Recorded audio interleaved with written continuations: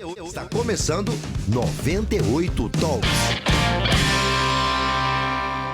Rede Mais Record TV. 19 horas em ponto, estamos entrando no ar com mais uma edição do 98 Talks, um resumo das notícias do dia, sempre no oferecimento de Distribuir Higiene, produtos e soluções inovadoras em limpeza, higiene, desinfecção para sua empresa. Acesse aí distribuirhigiene.com.br.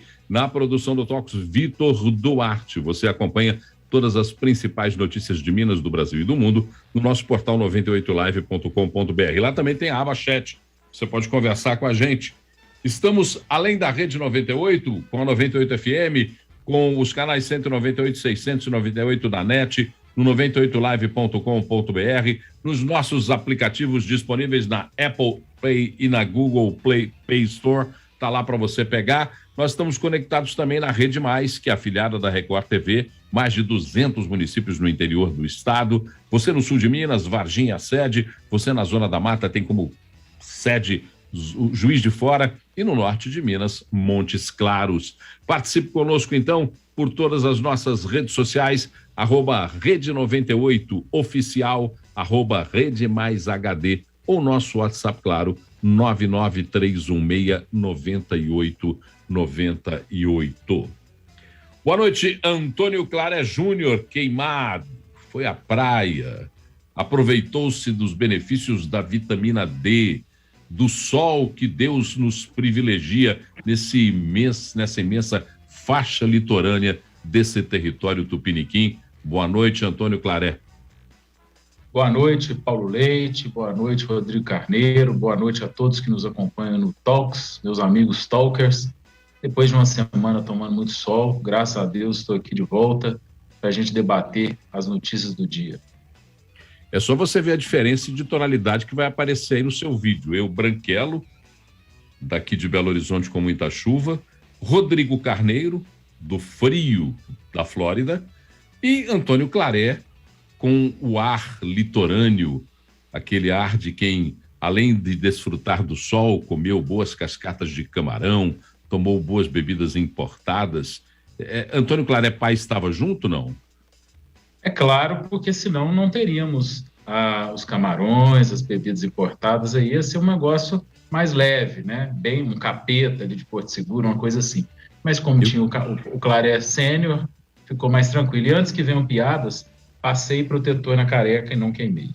Perfeito, mas Antônio Claré Sênior, então, que eu tenho certeza patrocinou bons vinhos nessa boa conversa lá do sul da Bahia. Rodrigo Carneiro, boa noite, Rodrigo Carneiro, tudo bem com você? Tá pensativo, cabeça baixa? Diga lá, tudo bem com você, Rodrigo? Seu microfone está fechado. Não fosse esse problema. Não fosse esse problema. Liga o microfone. Agora sim. Vocês têm que ter paciência comigo, eu comecei agora. Boa noite, Paulo Leite, Claré, a nossa audiência da Rede 98 e da Record TV. Um prazer estar aqui com vocês nessa terça-feira maravilhosa, sem chuvas por enquanto. O céu hoje amanheceu um pouco nublado e tudo, calor, né, em Belo Horizonte. Claré, usando esse autobronzeador dele, que ele comprou aí em terceira mão, que eu acho que ficou uma cor meio alaranjada, tá parecendo Simpsons, viu, Claré? Não tá legal isso aí não, mas tá divertido. Mas vamos que vamos, terça-feira promete. Vamos lá então, vamos falar primeiro que cuidar da higiene e da desinfecção do seu negócio é essencial. Ninguém vai entrar num hospital, numa clínica, numa indústria, num hotel, se a limpeza não estiver em dia. Por isso, conte com quem é especialista em produtos e soluções inovadoras que une alta performance e economia.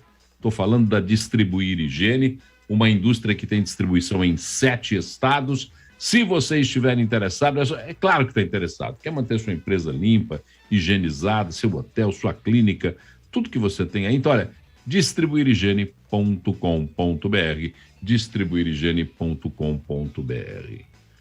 O ministro Alexandre de Moraes, do Supremo Tribunal Federal, em seu eterno périplo de digladiar com o excelentíssimo senhor presidente da República do Brasil, Jair Messias Bolsonaro, ele que é o relator do inquérito que apura a divulgação de informações sigilosas sobre uma investigação de ataque ao sistema do Tribunal Superior Eleitoral que foi feito pelo presidente Jair Bolsonaro, Ele deu um prazo, até 28 de janeiro. Ele quer que Bolsonaro seja ouvido pela Polícia Federal.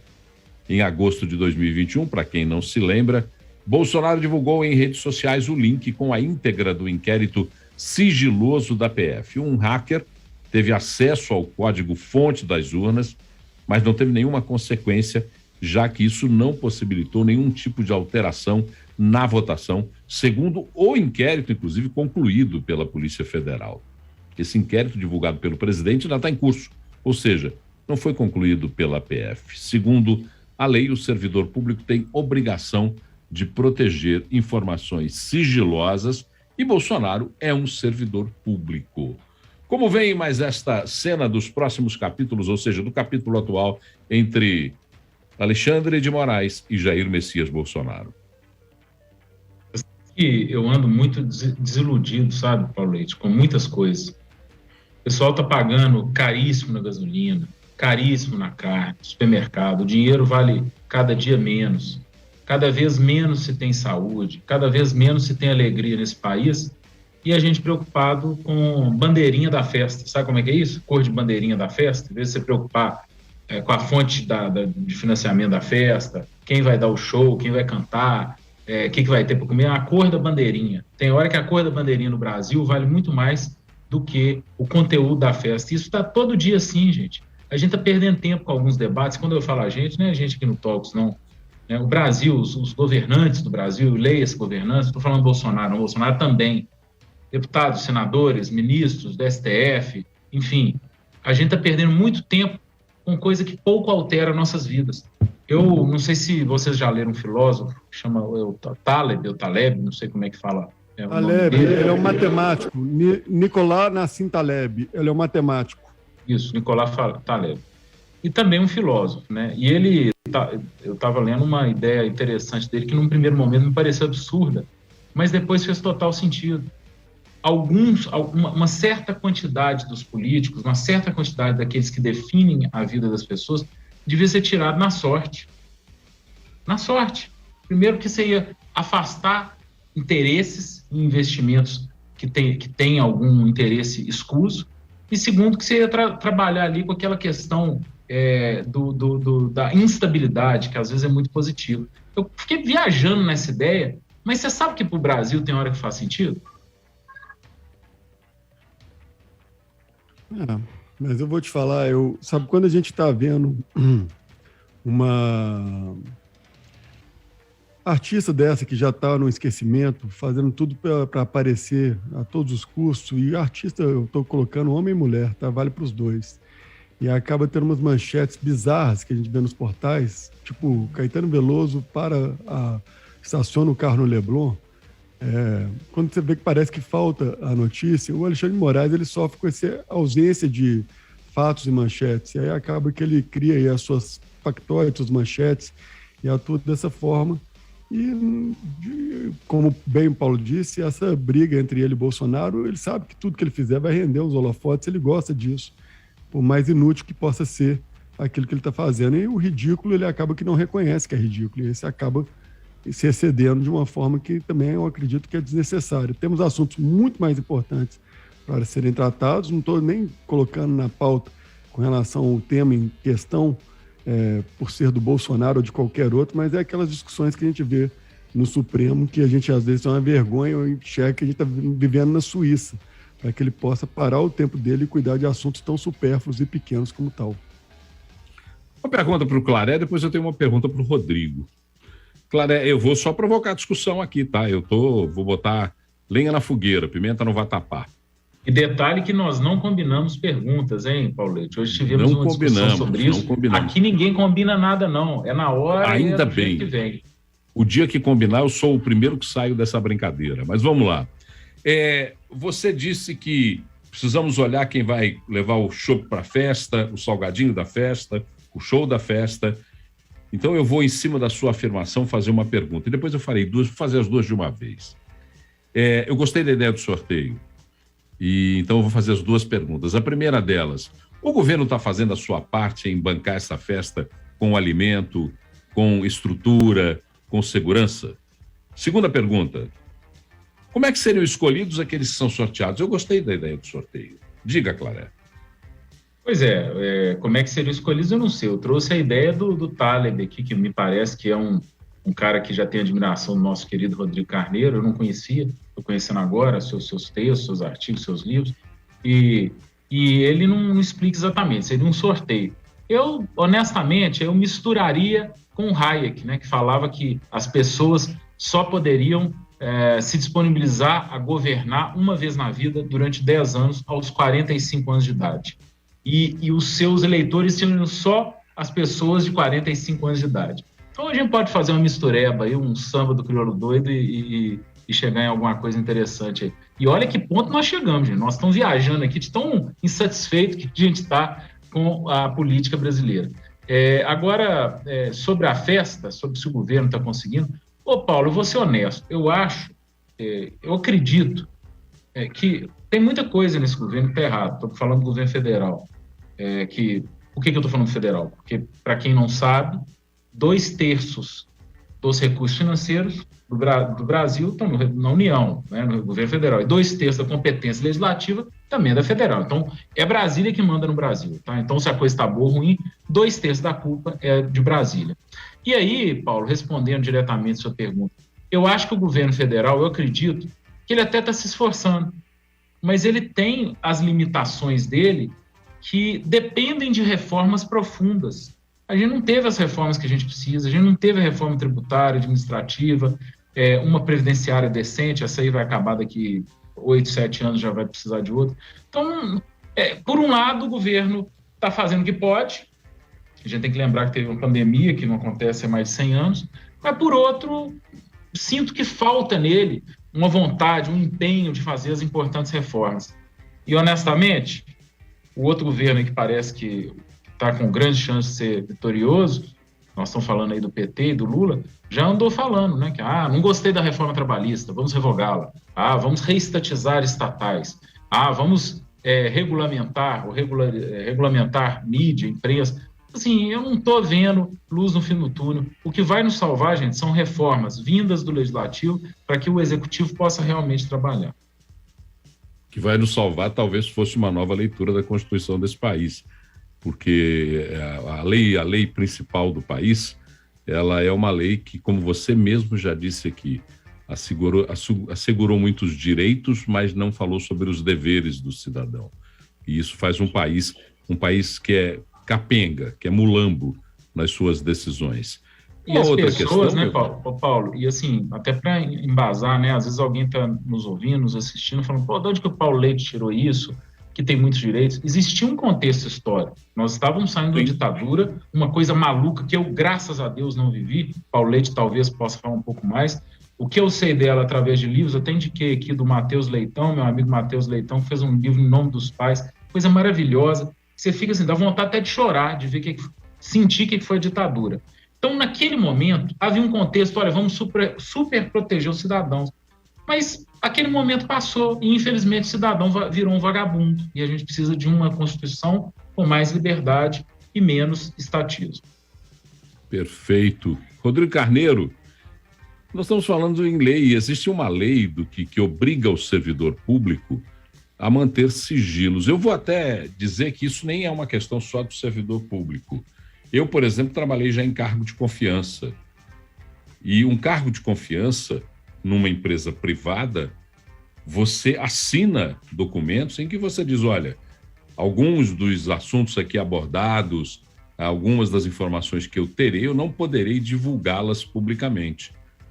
O presidente divulgou um inquérito sigiloso. Ele não transgrediu a lei, Rodrigo? Paulo, eu não sou um especialista em direito, mas a partir do momento que está escrito sigilo no inquérito e ele é divulgado pelo presidente, ele está errado, pronto. Agora, qual é o crime que se incorre, quais que são as consequências, eu não tenho a menor condição de opinar. Mas é da natureza do Brasil a gente interpretar a lei, a nossa Constituição, da forma como nos convém.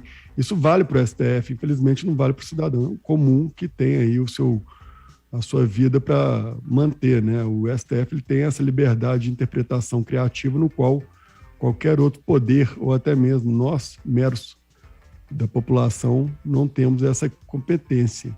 Mas isso incomoda não só a mim, mas a muitas pessoas da área do direito, não só os advogados, mas as pessoas que também atuam diretamente na questão da justiça, e que essas interpretações criativas e cada dia que passa mais nebulosas e complexas, isso mais atrapalha do que ajuda. O Claré já falou isso inúmeras vezes. A gente tem aí um livrinho que ele deve ser respeitado e que, infelizmente, ele não é lido na forma como ele deveria, ele é interpretado. E aí, essa interpretação, às vezes, a gente se perde.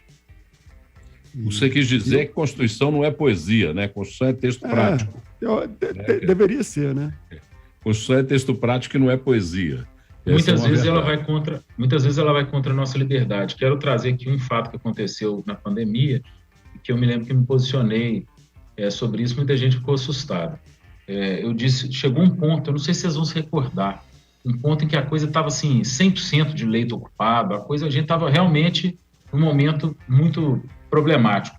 E tinham alguns dizendo, não tem que fechar nada, não tem que fechar. E eu me recordo e falei, gente, vamos lembrar que a gente tem Constituição boa ou ruim, a gente tem. Se eu sou um prefeito, se eu sou um governador, se eu sou um presidente, tem um ponto, não estou falando a pandemia inteira, acho que durou 2 meses, alguma coisa. Se você não tomar certas atitudes que são ruins para o cidadão, sim, você responde por improbidade.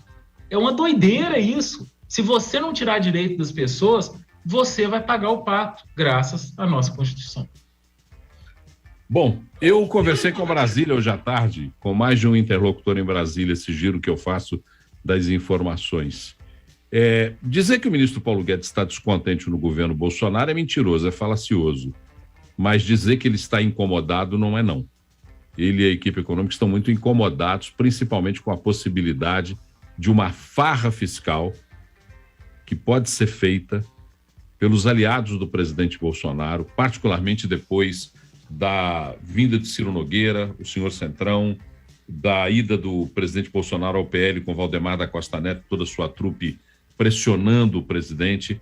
De acordo com assessores do ministro Paulo Guedes, o resultado dessa farra pode criar uma turbulência na economia, trazendo mais inflação, e mais juros.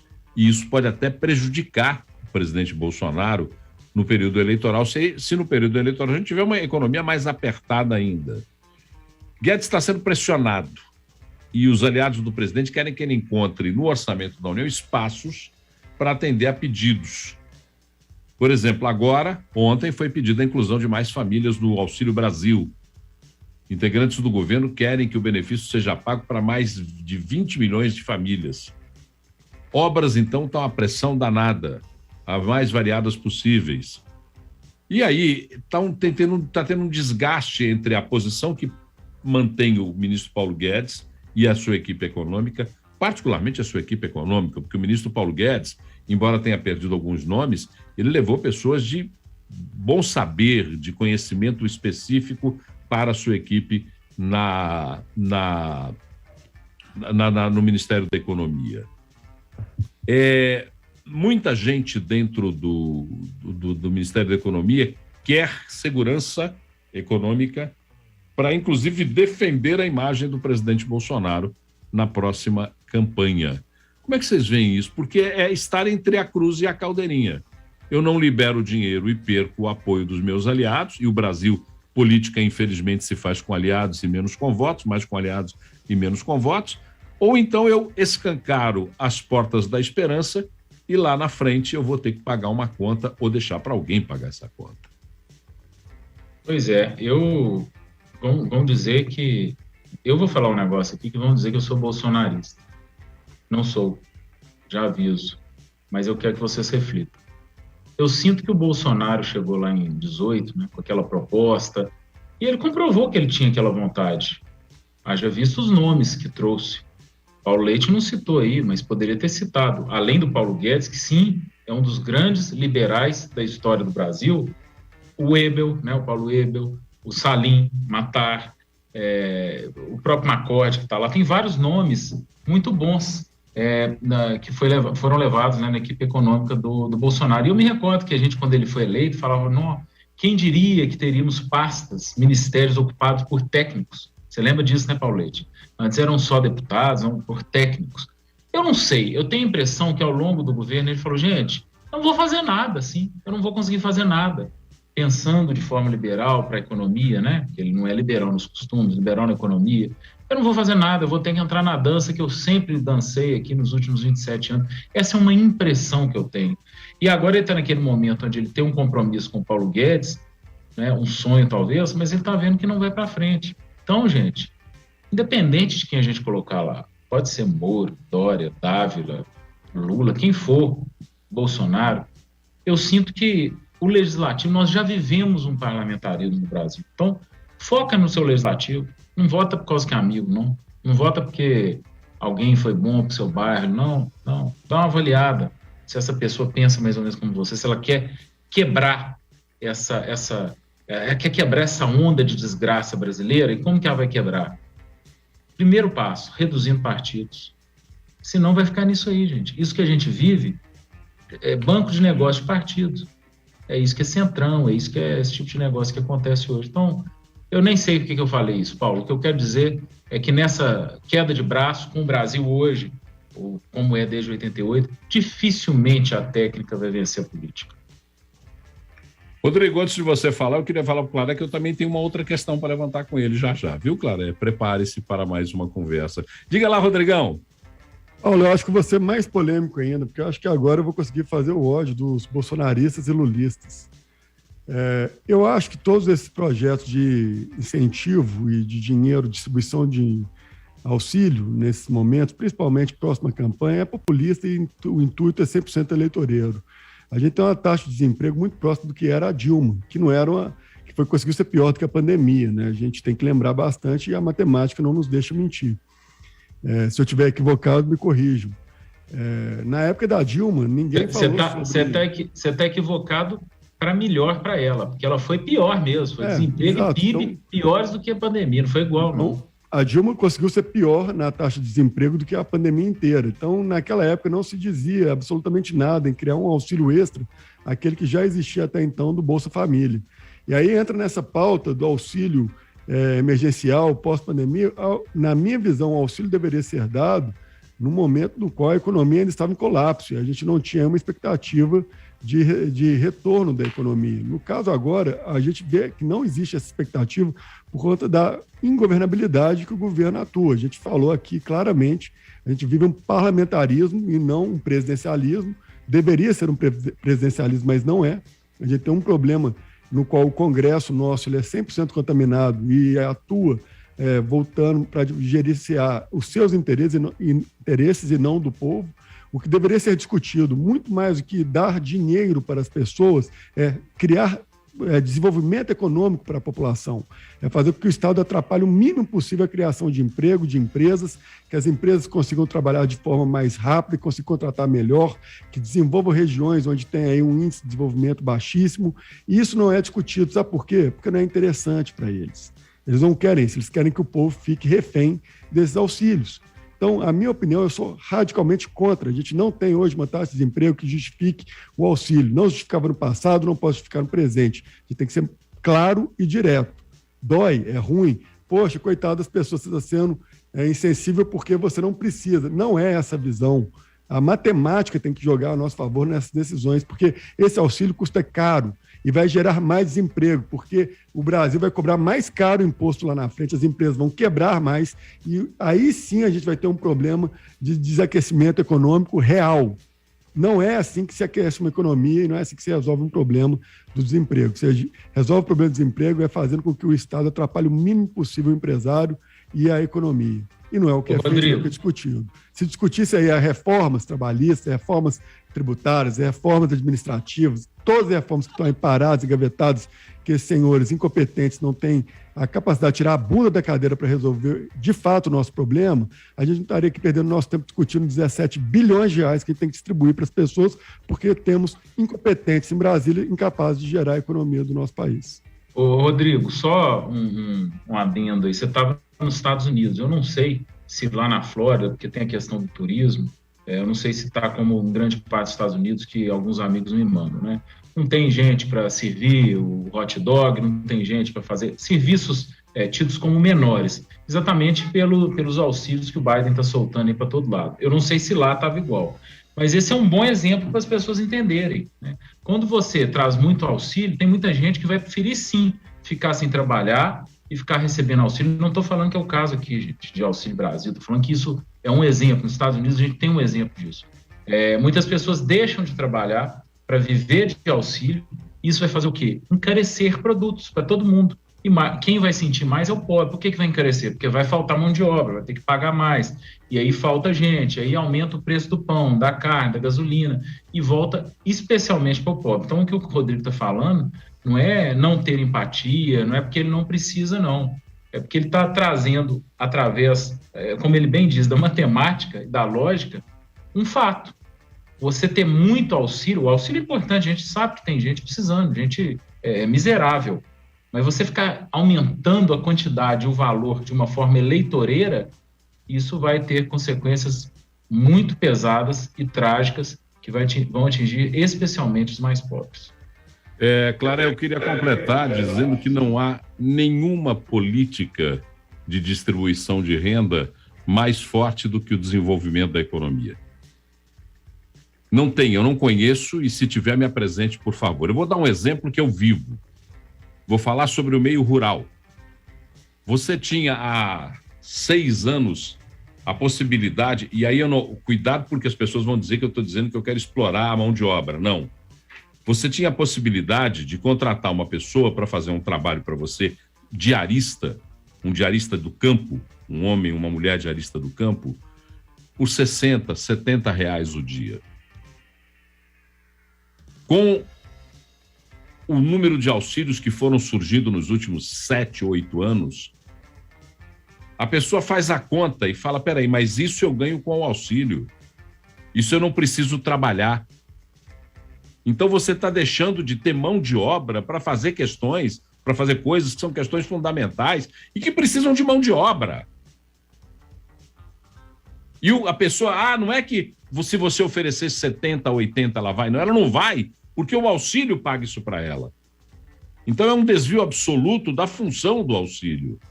O auxílio seria para atender aqueles absolutamente não necessitados. Mas criou, e infelizmente, e entendam como quiser, se me chamarem de higienistas, pouco me lixo, criou uma horda de pessoas dependentes do óbulo. Vá no dicionário e procure o que quer dizer a palavra óbulo, do óbulo do governo federal. Rodrigo, só uma observação, as reformas são de responsabilidade de todos os poderes lá em Brasília. Então a gente tem que lembrar que quem tem que encaminhar... Dos incompetentes de Brasília, eu coloquei todos eles no mesmo pacote. Todos os poderes, porque quem tem que encaminhar as reformas é o Executivo, quem tem que analisá-las é o Legislativo e quem tem que parar de atrapalhar é o Judiciário. Porque não adianta você falar sobre uma reforma trabalhista se um senhor Batman do STF vai lá e volta atrás num dos fundamentos da reforma trabalhista, que era o fato daquele que perder pagar a conta. E aí um daqueles senhores, eu não gosto de falar o nome, porque depois eu posso sofrer sanção na vida. Paulo, o Brasil é o país do vitimismo. Enquanto os poderes tratarem a população como vítima, de vítima que eles tratam de forma também muito conveniente, a gente nunca vai evoluir como uma nação. Enquanto esse povo não entender que o papel deles é assumir a responsabilidade também, que nós como cidadão temos muitos deveres, entre eles votar bem, para a gente conseguir colocar, até mesmo mexer nesse judiciário horrível que existe hoje lá, que atua para muito mais operar os seus interesses do que também o interesse do povo, e não representa em nada. A gente viu aqui a decisão saindo de Minas Gerais e indo lá para Brasília com relação às vítimas de Brumadinho. Quem está defendendo o interesse de quem na hora que o judiciário faz uma coisa dessa? Das corporações, né? Exato. Então a gente... Eles adoram, porque tem os óbulos das... Aí tem, outra vez, procura no dicionário, quer dizer óbulo. Tem os óbulos das corporações que chegam nos bolsos dos Batmans em Brasília. Essa é a verdade. Paulo, e mancha uma imagem de um judiciário de Minas Gerais que fez um trabalho brilhante em tempo recorde, que trouxe aí um pouco de esperança para a população naquilo que diz respeito a ver as empresas pagarem pelos maus feitos, fez um acordo histórico junto com o governo de Minas com relação aos danos causados ambientais em Brumadinho, e o mais importante, que era na hora das vítimas, as pessoas que perderam parentes enterrados lá naquela lama daquele crime da Vale, pegaram essa ação e jogaram para Brasília para simplesmente cair ao léu e no seu esquecimento. Mas a gente aqui não esquece. Todos os anos a gente irá cantar parabéns a cada aniversário que fizer esse processo parado lá em Brasília. Pode ter certeza absoluta disso. E não é parabéns de comemoração, é parabéns de tristeza, de forma jocosa, irônica. O José Eduardo está dizendo, senhores stalkers, hoje em dia nós temos política ou teatro público, onde cada ator busca mais público. Sinto falta de uma política séria, onde um conjunto de regras tem que ser seguido. Que bom que o José Eduardo falou sobre isso, porque política não é essa politicalha que está sendo feita aí. O ato político, ele começa nas suas relações. No bom dia que eu dou à primeira pessoa que eu encontro, eu estou cometendo meu primeiro ato político. E ato político, ele requer seriedade, compromisso cidadão. Mas essa horda de politiqueiros que aí estão fazem politicagem. Eles não fazem política. Política no termo exato da palavra. Ninguém quer purismo, não, tá? Ninguém quer política de puristas, não. Mas política feita com consequência, com responsabilidade. Isso não é feito no Brasil. Mas nós já temos entre nós, para melhorar um pouco esta relação tão dura que temos nessa nossa conversa, a jornalista Camila Dias, advogada, bacharel em comunicação social. A Camila escreveu um artigo que você pode ler agora no 98live.com.br, na coluna Opinião, e ela fala com relação à vacinação contra a Covid em crianças e as mentiras que estão sendo propagadas por aí. Camila Dias, você já é quase que habitual frequentadora deste programa. Eu não sei se já acertou o cachê com o Rodrigo, mas já lhe digo que é uma dificuldade muito grande fazer isso. Vai ter um problema muito sério para isso. Muito obrigado pela sua presença. Uma boa noite, é um prazer falar com você. Boa noite, Paulo. Boa noite, Claré. Boa noite, Rodrigo. Bom saber desse detalhe, viu, Paulo? Gostei da dica. Depois nós vamos conversar, o jeito que eles me ficam, né, Camila? É impressionante, querida. Eu vou acabar acreditando. É verdade. Já começa perdendo. Camila. Ô Paulo, antes de começar a falar sobre a vacina, eu posso esclarecer para o ouvinte, para quem nos assiste agora na internet, o que é óvulo? É uma covardia deixar o pessoal sem saber. Não pode, fique à vontade. Fiquei muito curiosa e também tive que ir na internet pesquisar, porque o meu vocabulário, por ser extremamente coloquial, e até digo muito isso com meus colegas operadores do direito, gente, vamos parar com essa linguagem excludente do juridiquês, vamos falar a língua do povo. E aí, moeda grega de pouco valor, pequeno donativo feito aos pobres, esmola. É isso que é o óbolo, galera. Então, vamos ficar ligados nisso daí, não vão aceitar esmola, não. É tão melhor a gente correr atrás do nosso, né, do que ficar esperando cair do céu, como dizia o falecido Raul Seixas, com a boca aberta, cheia de dentes, esperando a morte chegar. E por falar em esmola, viu, Camila, vou fazer meu pedido de esmola. Hoje postei no Twitter seu belíssimo artigo lá e você nem curtiu, te marquei lá, então tô pedindo a esmola de, sei lá, curtir meu post. Vou fazer isso agora e eu acabei de ver, você acredita? A notificação chegou para mim agora, já até voltei a te seguir, olha para você ver como é que eu sou boa para fazer esmola. E até porque quando eu usei o termo óbolo, eu usei de forma jocosa e irônica para que as pessoas possam compreender o que acontece nesse país. Camilinha, vamos falar um pouquinho sobre a polêmica e a legislação. Olha só, os pais podem ser punidos se não vacinar os filhos? Eu fiquei com essa pergunta na cabeça. Então, Paulo, quando eu li a manchete de alguns veículos de comunicação, alguns até nacionais, eu dei uma arrupiada, assim, eu falei, nossa Deus, misericórdia, será que eu vou ter que pagar multa, vou perder a guarda dos meus filhos, porque eu tenho 2? Eu ainda não me decidi se eu quero vaciná-los, eu te falo, estou com medo mesmo, e eu estou lendo muito sobre os efeitos colaterais da vacina, eu não estou olhando o lado político, eu estou olhando a saúde dos meus filhos em primeiro lugar.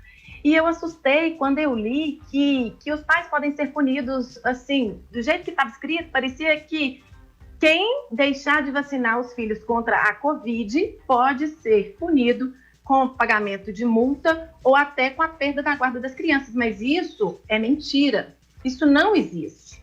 Primeiro, porque a gente vive ainda, apesar de não parecer, num Estado democrático de direito. O que significa isso? Eu tenho direito de escolhas, desde que eu não prejudique o outro, né? Eu não posso escolher matar alguém, eu vou responder por isso. Mas eu posso escolher se eu vou frequentar a igreja X ou a Y. Da mesma forma, eu posso escolher se eu vou colocar o meu filho em risco ou não. Por quê? Essa minha liberdade está garantida pelo artigo 5º da Constituição. As nossas garantias individuais. E a vacinação, ela é sim recomendada pelo Estatuto da Criança e do Adolescente. Só que, Paulo, não é toda e qualquer vacina. É aquela vacina que está listada no Plano Nacional de Imunização. E quem é que elabora, quem é que coloca ou tira vacinas desse Plano Nacional de Imunização, Paulo? É o Ministério da Saúde. Então, não é o juiz, não é o promotor, não é o advogado público, não é o conselheiro tutelar, não é o delegado, não é o policial militar, não é ninguém que vai obrigar alguém a fazer alguma coisa que não está prevista em lei. No que tange às vacinas, é o Ministério da Saúde. E a vacina contra a Covid-19 não consta no Plano Nacional de Imunização, pelo menos por enquanto. Ainda, e o Claré pode me corrigir se eu estiver errada, viu, Claré? Ainda não há nada que obrigue o pai a pegar o menino, levar no posto de saúde, toma aqui, vacina contra a Covid, senão eu vou perder a guarda do meu filho. Não é bem assim, sabe? O que o pai não pode deixar de fazer é deixar de vacinar contra a paralisia infantil, o tétano, a meningite, aquelas vacinas que constam no Plano Nacional de Imunização e que podem ser, e isso pode ser conferido no site do Ministério da Saúde. Agora, a vacina contra a Covid ainda está em teste aqui no Brasil, em que pese lá nos Estados Unidos a Anvisa de lá já ter reconhecido a segurança da vacina, aqui ainda não aconteceu isso. Então, assim, graças a Deus, meus filhos têm 5 e 7 anos de idade. Os dois são muito saudáveis, não tem nenhuma comorbidade e não tem nenhuma alergia a nada que impeça que eu dê alguma vacina a eles. Mas eu ainda não estou segura, estou estudando muito quanto a isso, não estou falando que eu não vou vacinar, só que se eu for vacinar, não vai ser porque eu estou sendo obrigada, entendeu? Interessante. Até vi seu artigo, muito bem escrito, Camilo, gostei muito mesmo. Acho que é importante para a gente, como você bem disse, né, trabalhar o serviço de desinformação. Tem uns 3 ou 4 dias que eu tenho falado no Twitter pontualmente sobre isso, não de uma forma clara como você trouxe, mas mais subjetivamente, e eu tenho sido atacado em todos os meus posts sobre o tema. E as pessoas têm certeza que é obrigatório. Só porque o juiz Iberê, que eu conheço, inclusive, há mais de 15 anos, uma pessoa sensacional, eu não sei, tem hora que eu acho que tiraram do contexto aquela frase dele, aquela participação dele. Talvez ele estivesse falando sobre vacinas obrigatórias e não especificamente Covid, porque eu realmente conheço o Iberê e não me pareceu razoável da pessoa que eu conheço ter falado isso de Covid, que a gente sabe que não é assim. Então, eu não sei, as pessoas pegaram isso, transformaram em realidade. E tá difícil. No Twitter eles mandam esse link falando assim, que você quer discutir com o juiz, né? Me mandaram até uma decisão do STF, não sei se você chegou a ver, de um voto, não sobre Covid, né? Sobre outra vacina, falando sobre a diferença de PNI e PNO, mas o importante é a gente trazer a verdade. No seu artigo, me chama um pouco a atenção que você cita o ECA, né, o Estatuto da Criança e do Adolescente, que é de 1990, não sei, falando sobre obrigatoriedade nos casos em que a autoridade sanitária define, e muita gente acha que a autoridade sanitária é a Anvisa, né? Ela está recomendando, então a Anvisa está definida. Mas aí você menciona uma outra lei. Se você pudesse falar especificamente sobre essa diferença entre essas duas leis, porque as pessoas estão se apegando ao ECA, elas dão Ctrl+C, Ctrl+V e dizem, o ECA fala se recomendou a autoridade sanitária, é obrigatório, e a autoridade sanitária é a Anvisa. Seria importante você falar sobre isso. Certo. A outra lei que eu menciono logo na sequência é a Lei 6.259 de 1975, que dispõe no artigo 3º, cabe ao Ministério da Saúde a elaboração do Programa Nacional de Imunizações, que definirá as vacinações, inclusive as de caráter obrigatório. E aí eu coloco que a Covid não está nessa lista, pelo menos por enquanto. E isso que você disse, o Claré, eu não conheço o juiz que deu essa decisão, mas pela forma como a matéria foi escrita, as duas que eu li estão iguais, inclusive, eu não sei quem copiou de quem, qual veículo copiou de quem. Mas eu vi lá que havia uma frase solta, não havia aspas, eles não atribuíram ao juiz a fala de que a Covid... que a vacina contra a Covid-19 é obrigatória. Mas logo embaixo, eles colocam aspas do juiz, falando, né, que quem não obedecer e deixar de vacinar os filhos, incorre nisso daí que a gente acabou de mencionar.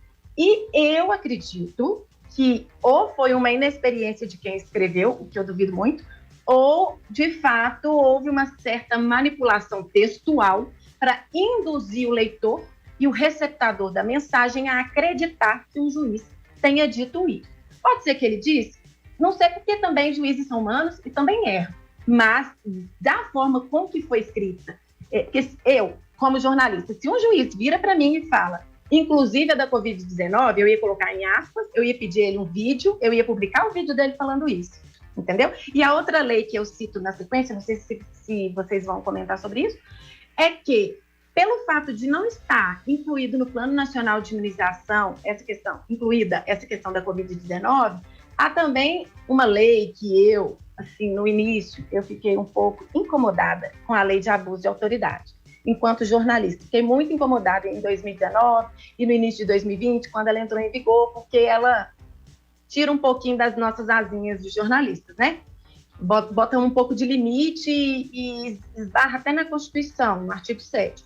Mas a autoridade, ou quem representa uma certa autoridade, que obrigar um pai, uma mãe a vacinar um filho com uma vacina que não está no PNI, pode responder, inclusive, por abuso de autoridade também. E isso, os textos jornalísticos, entre aspas, estou falando entre aspas para quem está no rádio não escutar, não disseram também, não explicaram isso. Então, assim, mostraram só um lado do negócio, não mostraram o outro lado, sabe? Isso me incomodou bastante. Camila, existe uma discussão que já está se prolongando há algum tempo. Existem pais que nem só por motivos ideológicos ou políticos como esse que a gente está vendo aqui agora, não. Essa discussão da vacina tomou um contorno político inaceitável. E você não pode falar que você é a favor porque você é criminoso, nem que você é contra porque você é criminoso. Exatamente. Então, é um contorno inaceitável à discussão. Mas existe uma discussão que vai além dos princípios ideológicos ou políticos, que pais que têm questões filosóficas, existenciais e religiosas, por exemplo, pais veganos, que não permitem a colocação de nada que tenha material genético no corpo dos seus filhos ou deles mesmos. Existem essas pessoas, Paulo, desculpa a ignorância, não é possível. Sim, existem veganos que não tomam vacina por isso? E esse conjunto de pais... Já vi muito grupo de mães falando que não ia vacinar o filho por conta disso, porque a vacina é a base de ovo. Aí é que está a questão, principalmente por causa disso. Uma delas tem essa composição, mas vamos lá. A questão central, então, esses pais que, por motivos filosóficos, de comportamento ou religiosos, entraram na justiça para que não fossem obrigados nem àquelas que são inscritas no Plano Nacional de Vacinação, no PNI, Plano Nacional de Imunização. Esses pais venceram em primeira instância, foram derrotados em segunda instância, e a questão agora está na mão do STF. O STF, inclusive, está protelando reunir-se para discutir sobre isso. Eu tenho até acompanhado essa questão, porque eu fiquei surpreso com um avô de uma criança que é meu amigo, que disse, olha, eu não vou permitir que meu filho vacine o menino porque injeta no corpo algo estranho ao corpo dele, independente do que seja a substância. Ele é vegano, radicalmente vegano, e acredita nisso. Bom, isso posto, a gente tem que entender que a discussão não para por aí, porque limitar a discussão ao que é obrigatório ou não é obrigatório, a gente deixa pequeno o campo da discussão. Sim. A gente tem que aumentar esse campo da discussão. Sim, isso também pode, talvez, Paulo, eu me sinto assim, a questão está parada lá no STF, e o STF tem sido muito criticado por estar legislando, né, ao invés de julgar. E talvez eles façam, por analogia, isso possa ser comparado com a liberdade religiosa, que é garantida também pela Constituição Federal. A gente sabe que tem algumas religiões que não aceitam, por exemplo, que um dos seus receba transfusão de sangue, né? Por conta de questões e crenças religiosas. E não há, né, não há juiz que obrigue o médico a fazer a transfusão de sangue, mesmo que seja para salvar a vida de alguém, sem o consentimento da família, porque por estar ferindo essa liberdade religiosa. Essas crenças filosóficas, eu acredito que o STF deva demorar um pouco mais a fazer esse julgamento, por ser uma questão muito polêmica, e talvez devam seguir essa analogia da liberdade religiosa. Agora, a minha pergunta é, a pessoa, ela não tem o direito de escolher? Porque suponho que eu seja da religião X ou Y, não vou mencionar aqui nenhuma religião para ninguém, depois, porque no rádio e na internet a gente às vezes fala uma coisa e o pessoal entende outra. E aí, para não ser processado, quem falou? Foi o Rodrigo, né, no início? Falou? Foi o Claré? Não sei. É melhor a gente resumir algumas coisas. Eu acredito que isso vai ser julgado por analogia. Se eu fosse de alguma religião, estivesse lá morrendo, numa cama de hospital, e tivesse a chance de escolher, eu ia escolher viver ou morrer. A eutanásia, por exemplo, ela é muito criticada no Brasil ainda. Não, há colegas meus, inclusive, da graduação, que fizeram brilhantes trabalhos sobre o direito de morrer. O direito de você estar deitado numa cama, lá com uma doença terminal, e pedir para que desliguem os seus aparelhos. Isso aqui no Brasil ainda é muito polêmico. E a questão da vacinação, eu acho que gira em torno disso. A tendência talvez seja para que... E eu não estou fazendo futurologia, tá? Eu estou me baseando no que eu estudei em direito constitucional, no que eu tenho lido em relação à temática, e se a análise for comparada à liberdade religiosa, a tendência para que essas crianças fiquem sem vacina, as chances são grandes. E eu participava de grupos de mães, inclusive eu fico apelando às vezes, o que não me acrescenta eu vazo. E eu até saí de um grupo por causa de uma discussão dessa, sabe? As mães falando que não iam vacinar os filhos, porque não iam injetar neles derivados de ovo, por serem veganos. Mas, Camila, eu acho que a discussão ela tem que ir um pouco além, independente da religião, tem que ir pela vontade. Eu acho que o ser humano, principalmente uma parte deles, gosta de cabresto, no qual o Estado manda na vida deles, eles sentem essa necessidade. E alguns que ficam defendendo a obrigatoriedade da vacina por questões políticas e não filosóficas, simplesmente por uma questão de querer atingir diretamente aí o presidente, que tem uma visão equivocada, no meu ponto de vista, com relação à pauta da vacinação em si. E isso quando vira uma briga política, e aí as pessoas abrem a concessão no qual elas aplaudem o Estado, a possibilidade do Estado obrigá-la a fazer algo, elas esquecem que isso pode ser cobrado lá na frente, principalmente com um judiciário como o nosso, o STF. A partir do momento que ele entender que ele manda a gente fazer uma coisa, a gente tem que obedecer, ele vai começar a mandar a gente fazer várias coisas e a gente terá que obedecer. A pauta da vacina, ela não me contamina no ponto de vista do tema em si, é muito mais a questão contextual, de simplesmente a gente estar discutindo um Estado obrigar a você a se vacinar e obrigar a você a vacinar o seu filho, que, enfim, envolve aí outros fatores muito maiores do que aqueles de se vacinar. Repito, eu me vacinei das 2 doses, estou ouvindo o pediatra dos meus filhos para tomar a decisão com relação a que farei com a vacina com eles, e não tenho o menor problema com isso. Só que eu faço isso de boa vontade, de boa fé, na minha vontade, em cima daquilo que eu acredito que é o melhor para mim e para minha família. Eu jamais vou aceitar que o governo me diga o que eu tenho que fazer ou deixar de fazer. A partir do momento que você abre uma concessão, você dá abertura para que eles façam o que eles quiserem. Repito, meu medo não é o presidente da República e nem muito menos desses Zé Ruelas que estão no Congresso e no Senado. O meu medo é o judiciário, que adorou governar e está cada dia que passa gerenciando o nosso país como eles bem entendem. Este é o problema. A nossa briga no futuro não vai ser nem Lula versus Bolsonaro, vai ser a população tentando entender esse judiciário que foi literalmente tomado de todos os poderes para si, né? Ele simplesmente absorveu o legislativo, ele absorveu o executivo e agora ele quer falar exatamente aquilo que a gente pode ou não fazer dentro da nossa casa, com a nossa família. Eu não acho que isso vai terminar bem. E aí eu me assusto muito mais, e aí eu fico muito mais assustado. Porque se nós entendemos a Constituição dos poderes, primeiro, nem o executivo tem o direito de exigir porcaria nenhuma de ninguém. Nenhum poder dos três tem direito de exigir. E se você fala do judiciário, então, me preocupa muito mais, que o judiciário não pode determinar nada que esteja fora da lei. E também não pode interpretar a lei ao seu bel prazer. Afinal, essa senhora que a Camila está mostrando agora, ela tem uma venda nos olhos para praticar. Ah, mas ela está espiando pra caramba. E a balança na mão. E a balança está espiando pra caramba. E agora, é bem desequilibrada essa balança, né? Meu marido fica me zoando, falando que tem que pôr uma moedinha do outro lado para equilibrar. Meu marido fica me zoando. E a discussão maior é que se nós temos qualquer dos três poderes tiranos, o executivo, o legislativo ou o judiciário, se qualquer um dos três for tirano, nós não estaremos vivendo o Estado pleno de direito.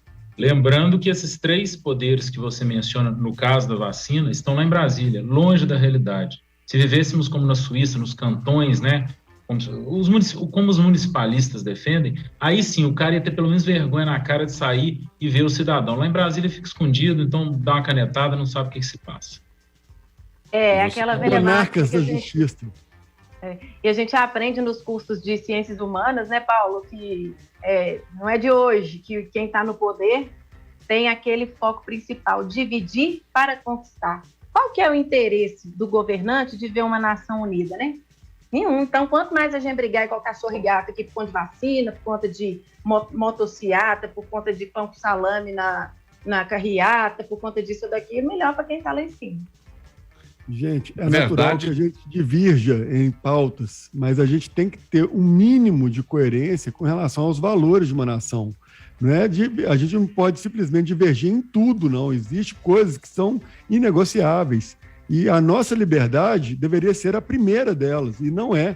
As pessoas se vendem muito barato no nosso país. São pessoas covardes, são pessoas vazias e são pessoas cegas ideologicamente.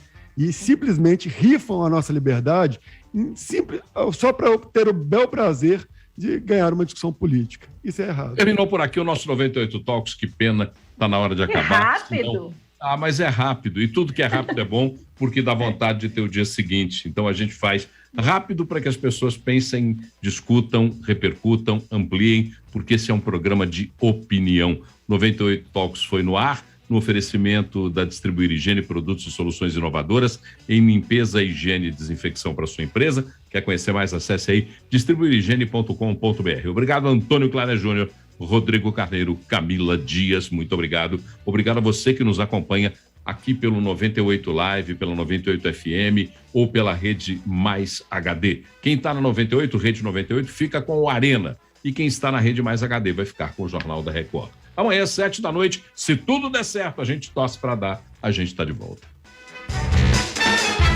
Termina aqui 98 Talks.